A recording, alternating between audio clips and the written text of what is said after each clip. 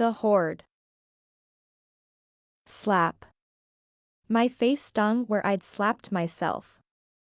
This was my automatic response when I felt a roach scramble across me. I opened my eyes and looked at my empty hand. This roach lived to see another day. It was difficult, but I could see bands of light.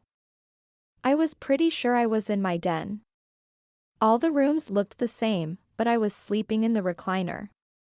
Once upon a time, this leather recliner had been my husband's favorite. I would sit on one of our couches to watch television after dinner, but he would always sit here. Its soft black leather would creak when he pushed the button to lift the leg rest. The kids would joke that it sounded like the chair was farting. Now it was worn down to the lining in some spots, the polyester filling was pushing through in others. The mice and rats had eaten that filling or taken it for their nests, leaving pockmarks. I stood up and stretched, thinking about my breakfast. Years ago, I had moved my microwave into this room. It sat on top of our massive, 70-inch projector TV. Our kids had been popular because of this TV. We'd always hosted movie nights and sleepovers for their friends. It might still work, but I didn't have any electricity in the house to know. I listened to my little wind-up radio now, and sometimes I bought batteries to power a portable CD player. A generator powered the microwave, but I could barely afford the gasoline to run it. My daughter, the only one of my children still speaking to me, was kind enough to send me money every month to help. I ate my store-brand breakfast sandwich in the microwave and thought about my day. I had been dreaming of shopping, my favorite thing to do. I wanted to go to the thrift store down the street. I had a battered shopping cart in the yard that I could take. Then I could also stop at the gas station on the same block and get some food for the next few days.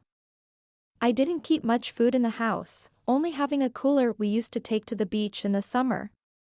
I needed to clean myself before leaving. As soon as I finished my sandwich, leaving the trash in a pile next to my recliner, I went back to the kitchen. That was where I kept the wash bucket. I had asked my daughter to send wet wipes, but she refused. I used the bucket, a towel, and some inexpensive dish soap to wash when I needed to go out. My neighbor had been kind enough to let me run a hose from her house since my water was turned off years ago. The tiny roaches scattered as I picked up the bucket and took it outside to fill. This wasn't always my life. My husband and I had purchased this house in the mid-70s, just before our oldest son, Jason, was born. I haven't seen Jason in nearly 30 years, ever since he left for college. A few years after Jason, our daughter Bonnie was born, and our son Kevin followed her. We had a wonderful home until my husband lost his job. My hoarding began as I tried to save money, buy in bulk, and stash things for a rainy day. It could have ended when he got a new job, but the next tragedy happened. My parents died in quick succession, leaving me an orphan. I inherited all their things and brought them into our home, insisting on going through all their stuff myself. These things had been precious to my parents, and they were memories of a happy life. Stacks of paper towels, toilet paper, and cleaning supplies were never used as quickly as I acquired more. I refused to pass up sales, hiding my purchases in closets and cabinets. When those were full, I used our guest room. It didn't take long for that room to be so full we couldn't get in. Once something was hidden, even I forgot about it. Then I started sneaking things into the kids' rooms, under their beds, in their closets, until I simply stopped pretending and took over their spaces. My own room followed. Once my husband left me because of the hoarding, I gave up, and the trash piled up. Jason tried to clean up once, but we had a huge fight. He left and never came back. When the kids threw away my things, I would go out at night, roaming the streets and gathering the items they'd thrown in our neighbors' trash cans. The hoard and trash have taken over the house. The roaches, rats, and other wild animals hide inside the walls, coming out when it's dark. I hear things crashing in other rooms as they fall. I can't even get up the stairs to the bedrooms or bathrooms up on the second floor. Once I tried to go down to our basement, once a playroom for the kids, and had slipped on the trash piled on the stairs. Now I stay on the first floor, moving through the narrow and precarious paths of bags, boxes, and scattered trash to get from room to room. I bathe outside, keeping a shower curtain up around my spot on the concrete pad of our porch. I use the toilet at local gas stations. I take my clothes to the laundromat down the street to wash them. People know to keep their distance. "Mom," Bonnie said when I answered the cheap flip phone she pays for. "I've contacted a new TV show they're doing about hoarding. They've agreed to have you on their show." This wasn't Bonnie's first attempt to get me on a TV show like this. "Will your brothers be included?" I asked. She was silent for a moment. "Mom, you know they haven't spoken to me since they left home. Neither has Dad. I don't even know how to contact them. They're not on social media. They're done with both of us. Will the show find them to include them?" I asked. Bonnie sighed, and I could imagine her rubbing her eyes, already exhausted with me. "Maybe. I don't know. They're going to come to the house next week. They want to film it, and you have to show me how bad it is." Bonnie already knew how bad the house is. She had seen the letters from the town telling me that they would condemn the house if I didn't clean it up. I had a mortgage that I had stopped paying, and the bank was threatening to foreclose, selling it to someone who would just dump everything. She was desperate to keep me from moving into her house and bringing my trash with me. "Fine," I said, not wanting a fight. "What do you smell?" the therapist asked me. A therapist and organizer were with the crew when they arrived a week later. The looks on their faces made it clear that they hadn't expected this much of a disaster. There was no place to sit inside, so we sat on the front step talking about how things had gotten this bad and what I wanted to keep. Bonnie came a few hours later for her tour of the house. The look on my daughter's face was a mix of disgust, shock, and embarrassment. I had no excuses she hadn't heard before. I shrugged and shook my head. "Nothing." "You don't smell the urine and rot?" the organizer asked. I shook my head again. I was used to it. "It smells like death," Bonnie said, scrunching her nose. Leaving me on the steps with the camera crew, who filmed the entire exchange, the organizer and the production crew stood in a tight circle and discussed their options. They were worried that I seemed resigned to both the hoard and the cleanup. They wondered if I would sit back and do nothing or if I would pick a fight about every item they wanted to remove. They insisted on calling an exterminator. They would film all of it, even though an exterminator wouldn't be able to help until the hoard was significantly reduced. "Everything in the house is covered in rat urine and feces," the exterminator said after trying to walk through the house. He set traps under the house since that was all he could access. "When you're done cleaning it out, I can deal with the roaches too," he said to the cameras before leaving. I reminded myself that this might be something my sons see, and it might prompt them to come home. If I was lucky, my husband would do the same. "We're going to put you up in a hotel tonight," the producer said. I shook my head, insisting on staying in my home. "It's not safe," Bonnie said with more force than I had ever heard from her. I continued to shake my head. "You can sleep in a nice bed and get a real shower," the therapist said. I turned and walked back into the house. I had no plan on leaving that easily. I heard them whispering behind me. A crew was hired to help remove everything from the house. They were there before I woke up the next morning. Bonnie rushed me to get dressed and outside. I saw them setting up a portable toilet so people could use it throughout the day. Here's how this will work, the organizer said after the scene was staged. If it's clearly trash, then throw it in the dumpster. If it's in shopping bags or boxes, put it on the tarps where we will go through things.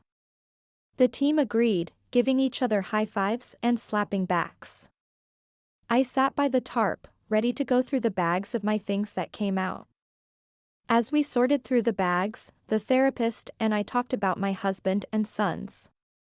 Bonnie sat with us for a while to talk about how she felt about the Hoard and their departures. I feel like it all falls on my shoulders, she said, tears filling her eyes. I resent them for leaving me all alone. The therapist nodded. Does that upset you? She asked me, putting a hand on Bonnie's shoulder. I shook my head. Why not? Bonnie asked, her sorrow switching to anger in a heartbeat. I shrugged. Her face turned red, and Bonnie sneered. This is my last effort before I do the same thing they did, she said. The therapist watched me while Bonnie spoke. I knew this already. I was surprised it had taken this long for her to give up. We have a problem, one of the producers said toward the end of the first day. Let's go into the house. I was surprised to see how much they had cleared. Most of the first floor had been trash that I had never removed. The kitchen was empty but filthy. I could see they had made it to the top of the stairs. The crew stood around and talked as I walked through, amazed at the dirt and grime all over the house. The carpets, once beige, were black with dirt. The formica floors in the kitchen were yellow in some spots and black in others. The cabinets were caked with yellow grease, and the once white walls had spots of black mold on them.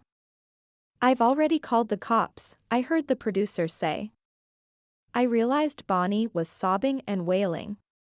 She can't stay here, the therapist said, and I watched the crew members take my daughter outside. I saw the spinning red lights and heard the sirens wail as fire trucks, ambulance, and cops pulled up to the house. The therapist pulled me into the kitchen, the sunlight fading and the bright lights for the cameras filling the empty first floor. She forced me to sit on a folding chair they brought in from outside. I'm going to share some news that you'll probably find upsetting. I want you to remember that we are here to support you, the therapist said before taking a deep breath. We found a body at the top of the staircase. I rapidly blinked, thinking about the animals roaming around the house. Like a cat's body? I asked, assuming cats had made homes in the Hoard along with other feral animals. No, a human's body. It's mummified, but it looks like a man's body. I shook my head rapidly. No, nobody's died here. He appears to be wearing a green sweater.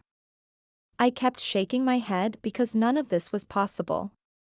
The night he left, Chris had been wearing a hideous green Christmas sweater that I hated. That had started the fight that had turned into one about the Hoard and how it had ruined the holiday. Mom, how could you not know? Bonnie asked. The kids had all stayed at hotels that Christmas because there was no way to get into the bedrooms on the second floor. Chris and I had been sleeping on the sofa bed ourselves. How could you not smell a rotting body? She said, spit flying out of her mouth. I stood there blinking. I had already stopped smelling the trash at that point. A cop walked into the room with a medic. We need to do an autopsy, but our guess right now is that the Hoard fell on him and he suffocated. There's no sign of violence, but it's not something we can tell until the medical examiner takes a closer look. Do we need to shut down the production? The producer asked him. I would for the night, the cop said as he absently nodded his head. We'll have a better idea in the morning. You're staying at the hotel tonight, Bonnie said to me. I shook my head. No. She looked around the room, raising her arms. Where are you going to sleep? They took Dad's disgusting recliner away. I'll figure it out. Maybe I can get into one of the bedrooms now that the stairs are cleared. Dad died in this house. Doesn't that bother you? She asked, tears filling her eyes. Don't you want to talk about how this changes your feelings about his leaving? Your hoard killed my father. I took a deep breath and nodded, more focused on the open space around the house than I was on my daughter's distress. Your brothers will have to come for the funeral, I whispered. You can stop lying about knowing their locations. Bonnie shook with anger and closed her eyes. You died long before he did, she said, walking toward the den. I wish you had died instead of him. The equipment remained after they left the house. I could hear their generator running, so I turned on the lights. They filled the room with a bright, stark light. There was a stain at the top of the stairs that marked where Chris's body had spent the last 20 years. Something inside me popped like a small bubble. As my anger overwhelmed me, I started throwing boxes and bags down the stairs.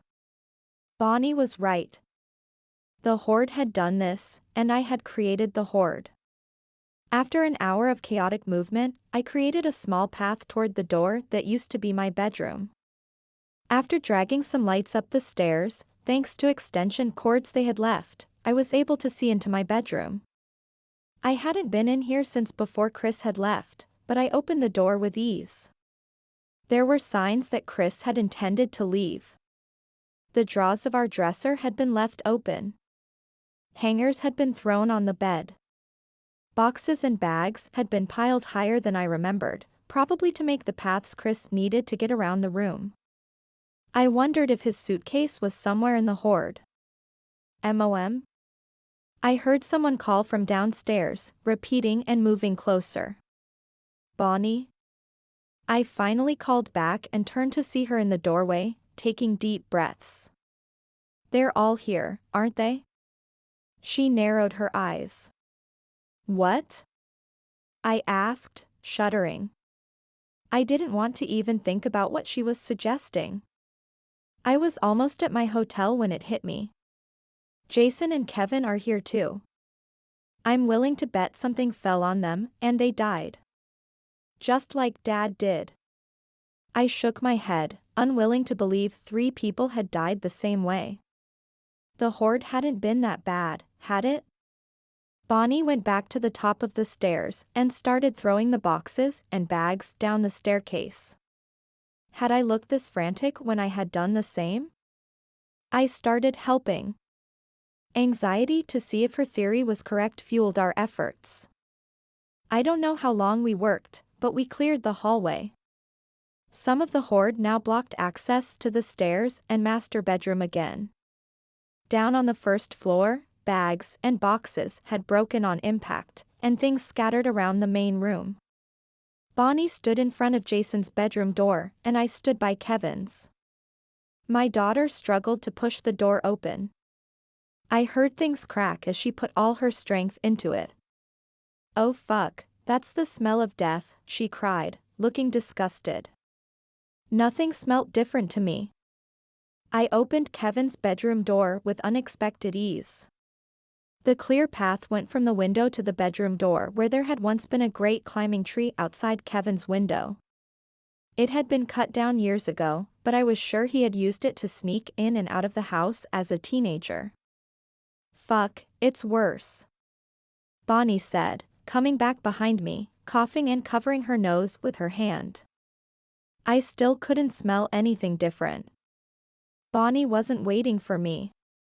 She had her phone out, and I knew she was calling the cops to come back. They would find my son's bodies in their bedrooms. I couldn't make out anything, but I suspected they would be buried under the Hoard. I would be arrested and sent to jail. Everything would be trashed and the house torn down. Panic gripped my lungs, and I started hyperventilating. Mom. Bonnie turned back to me, ready to help. She didn't have a chance to do anything. My vision turned over and I struggled to catch my breath. I tried to grab onto a large plastic crate, but the avalanche of stuff began to fall. I could see the small plastic bags from the grocery store and boxes from Briber, that multi-level marketing company. I had invested in their opportunity but never opened the boxes. The vibrations of our footsteps must have loosened the precarious stacks. Boxes and bags fell on her, pushing her to her knees and burying her. They were so old that I couldn't make out logos or see shipping labels. In seconds, all I could see was her arm and hand extended to me for help. It took my body a moment to move, but I stumbled back into the hallway. The path we had made to the bedrooms seemed smaller. My mind rationalized this was my panic's perception. It only felt like space was closing in. Plastic bags fell on me first, covering my face and blocking my airflow. A bag pushing deeper into my throat with each breath I tried to take. It was slick and slid down easily. I couldn't get my hands close enough to my mouth to remove it. I could hear Bonnie choking on something as she suffocated as well. This must have been how my family died too. Something heavy and hard hit me, knocking the wind out of me, and I collapsed. There was a loud ringing in my head as more boxes fell, and I was soon unable to move from under the weight. Another bag completely covered over my head. All I saw was gray plastic and my lungs burned as I blindly suffocated. I couldn't get my hands out from the boxes that pinned them down. I knew something heavy fell when I felt the small bones in my feet shatter, the pain shooting through my body. It would have knocked the wind out of me if I had a clear airway. All went dark when something heavy fell out of a box and onto my head.